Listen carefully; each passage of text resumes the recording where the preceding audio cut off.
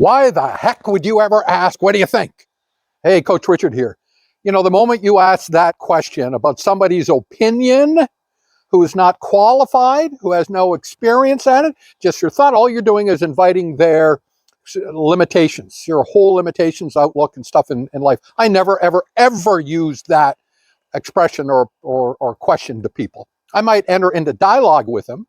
I may seek out somebody who's had success in a particular field and say, hey, I'm exploring a particular thing, and I know you've had some experience at this and some success. Do you mind if we take a couple of minutes and chat?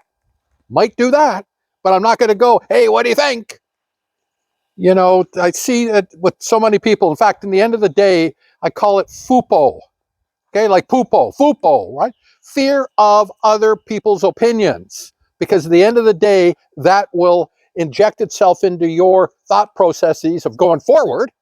And in the end, you don't get anything accomplished. It's like the person, I've had a few people in my life of directing them through health improvements who have been reticent to go to the gym because they're afraid of what other people will think of them because they're showing up there not fit in the first place and they want to get there, but they're paralyzed because they're afraid of other people's opinions about where they are and not about what they're going to achieve and what they're going to get and how they're going to get it. You know, if I ever was in that position any time in my life, which I haven't been, I mean, literally, maybe I'm just blessed that way, even as a kid, not that way.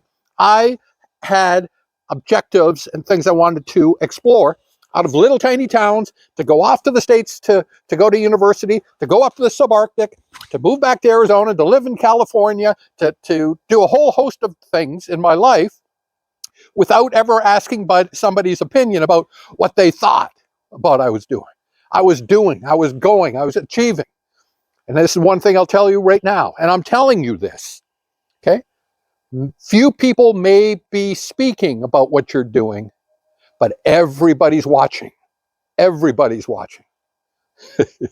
So it's up to you then to execute, to go forward, to do. And I know the other day I was talking about that whole area of the psychological pain of failure is much greater than the gains or the great pleasure you get from success.